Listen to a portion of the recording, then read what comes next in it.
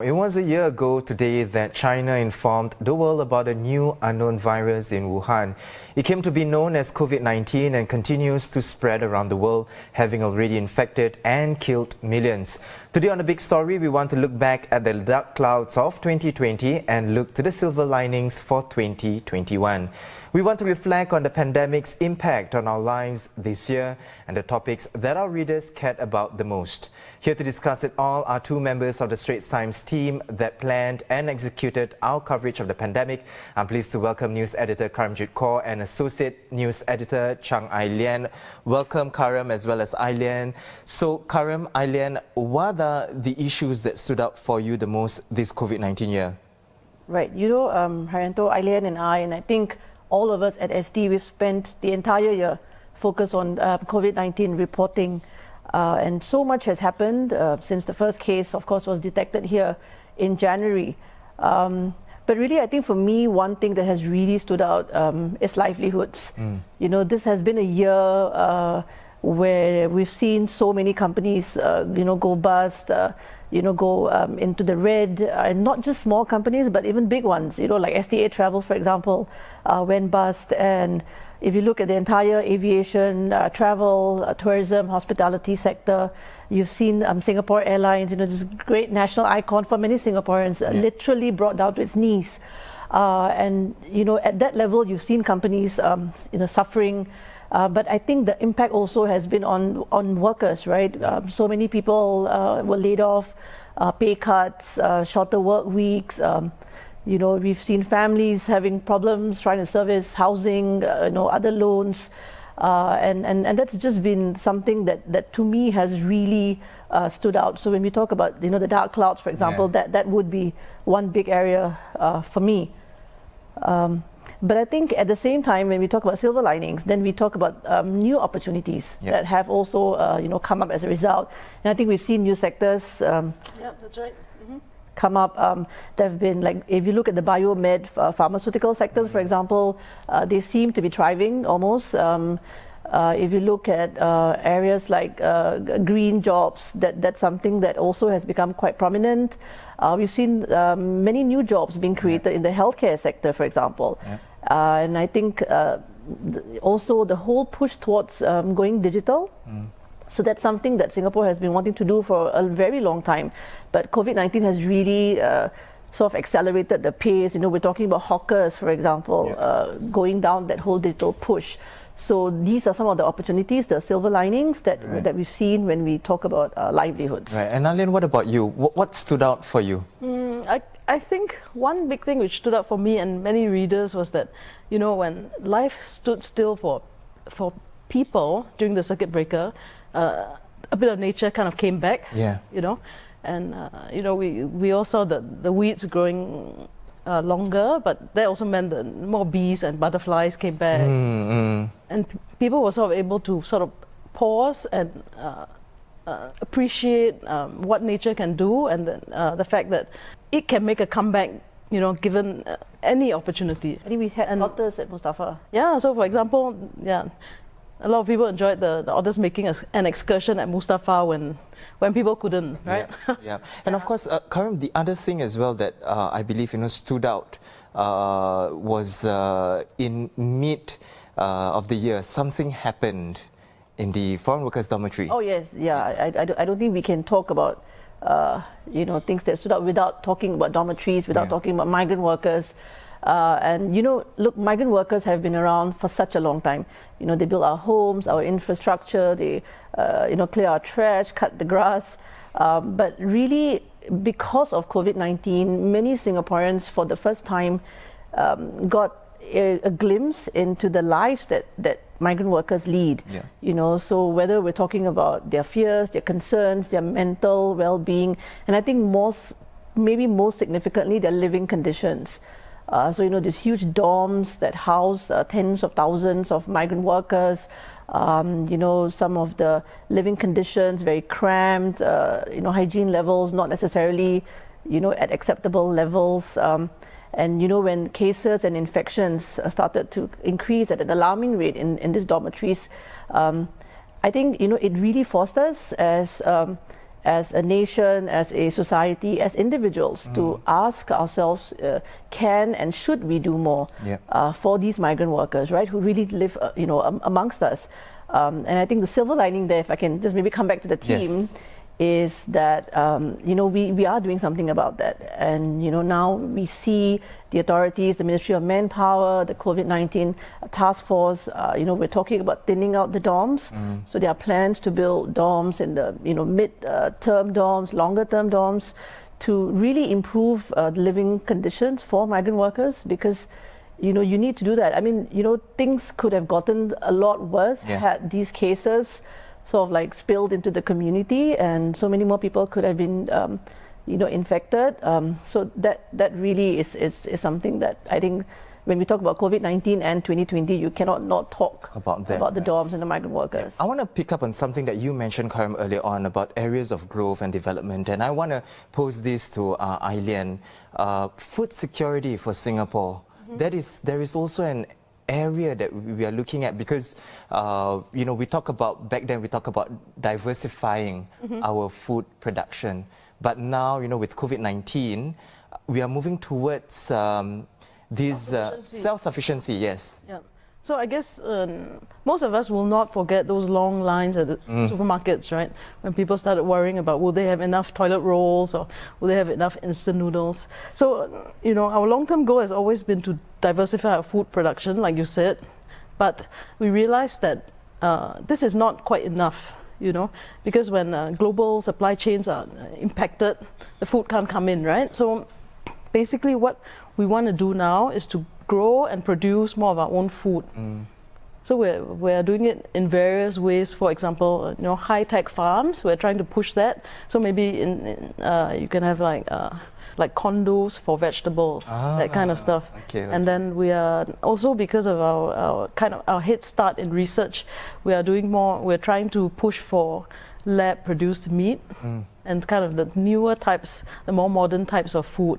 Yes. So growth area in that sense as well in food security, yeah? It is definitely a growth area. Right. We'll take a short break, because the other thing that I want to talk about as well is another watershed moment that most, if not all of us, will not forget, is when the circuit breaker was imposed in Singapore to stem the virus spread. Now, what was initially supposed to be for a duration of about a month starting from April, the circuit breaker period was extended till June.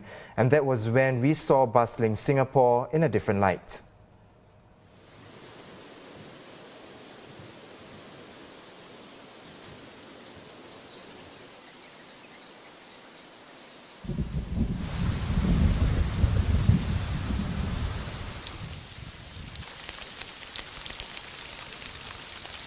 Let's practice safe distancing to suppress the spread of COVID-19.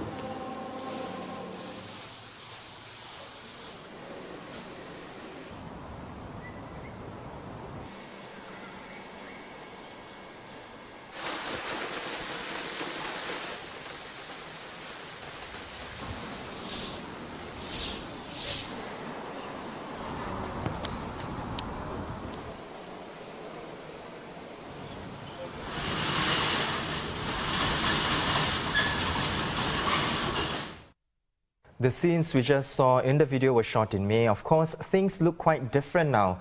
But as has been said many times, life will not return to what it used to be pre-COVID-19. So Karam, Ai-Lien, we are living in what we call the new normal. Yes, absolutely right. I mean, I was speaking just now about how Singapore became a bit greener earlier on, but Singapore has also become cleaner, I think. For instance, what do you do when you first go home? I make sure I wash my hands. I keep bottles of hand sanitizers in my bag. Yeah. That's right. And, this is a change which I hope that, we will keep, we won't discard when the risks are slightly lessened, because this focus on hygiene is very important. And that also includes mask wearing to stop the spread of germs.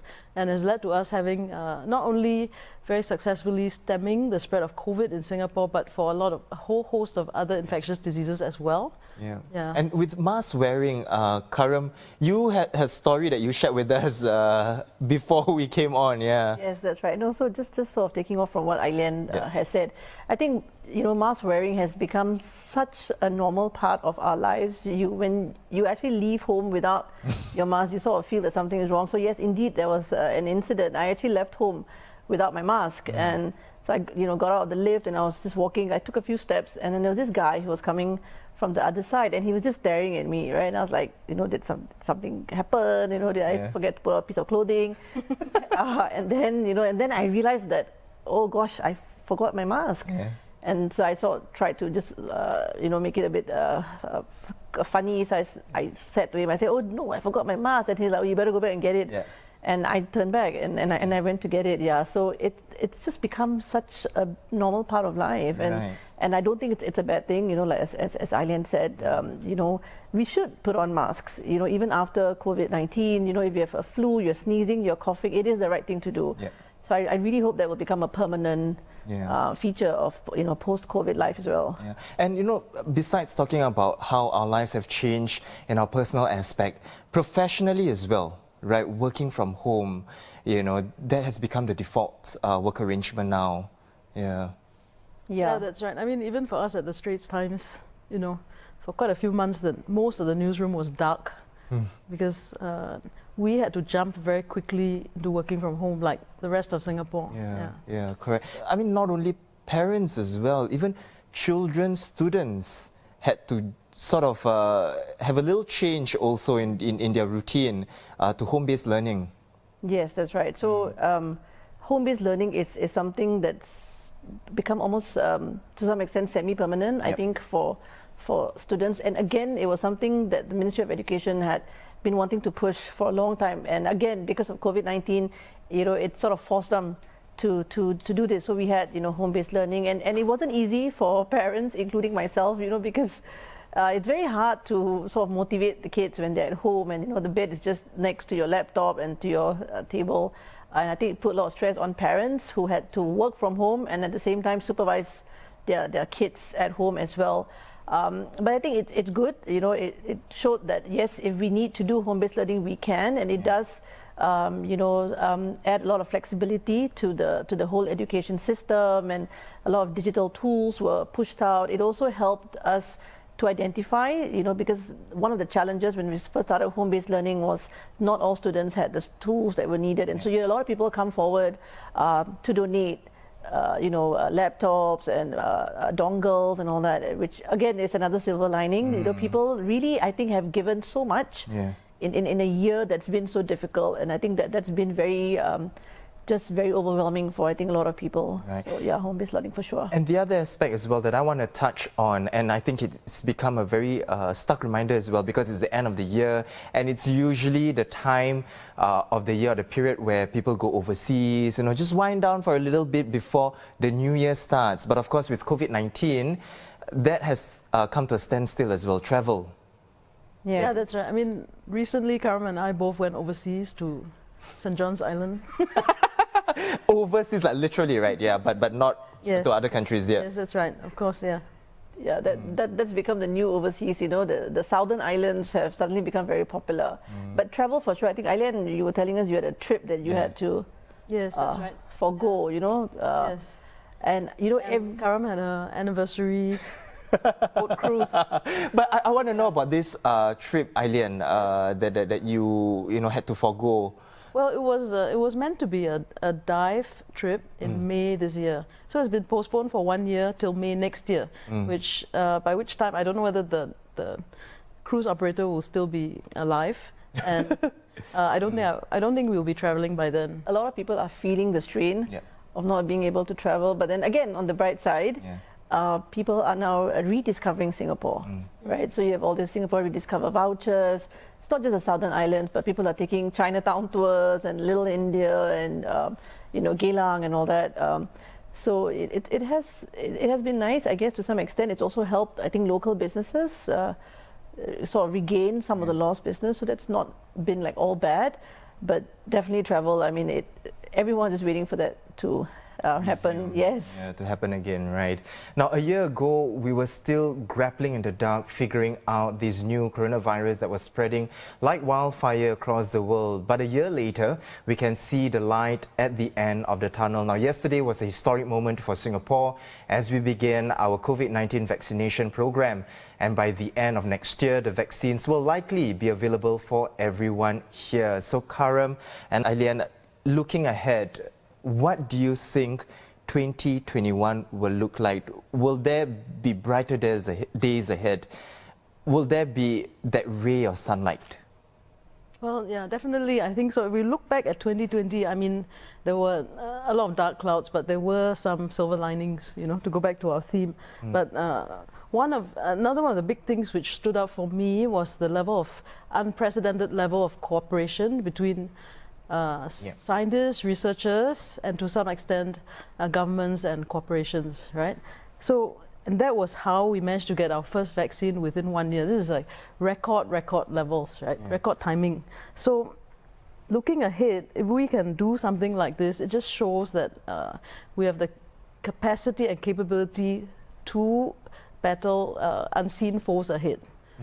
And with our vaccine, you know, this is giving us a lot of hope. It's not the perfect solution, and we don't know 100% everything about it yet, but it gives us the opportunity to be able to reopen our borders and reopen our economies and other countries as well. Yeah. So, Karam, I want to touch on what Ai-Lien mentioned regarding, you know, a record of producing a vaccine in just a year. There was the vaccine race to get that vaccine out in time to make sure that we keep ourselves protected from COVID-19. But is the vaccine a silver bullet? So I won't say it is, you know, I mean, look, we've literally waited the entire year for this vaccine and it's finally arrived. But I think it's also worth, you know, pointing out that, you know, there are people who are concerned about the safety and, you know, the whole viability of the vaccines because it was produced in such a record time.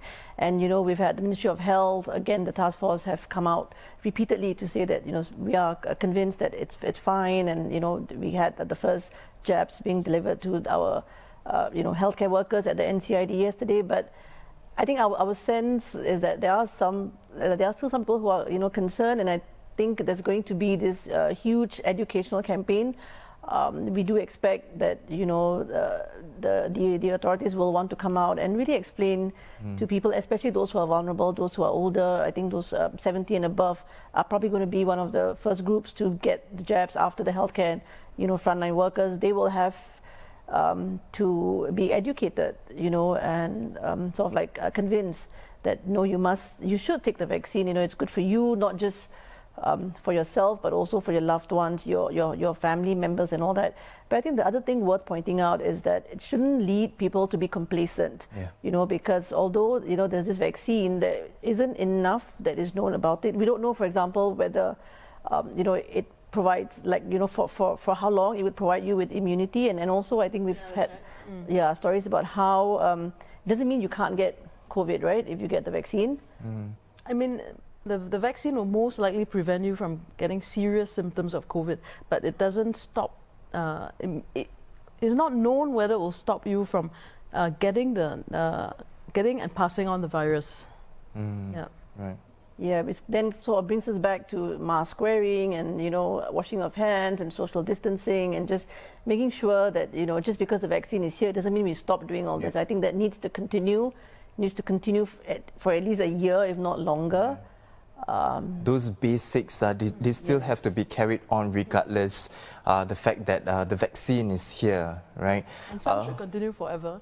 Like hand washing. Like hand washing, yeah, right? It's a good practice to keep up with, right? Yes. Well, thank you so much, Karam and Ai-Lien, you know, for setting aside time to come onto the show to share a bit more about our coverage today, and of course to weigh in on your insights as well. Thank you. Yeah, I've been speaking to the Straits Times' news editor Karamjit Kaur and associate news editor Chang Ai-Lien on the top issues that dominated our lives this COVID-19 year. Now, we have a special coverage on COVID-19 a year on in our papers today. You can also read all the stories on straitstimes.com.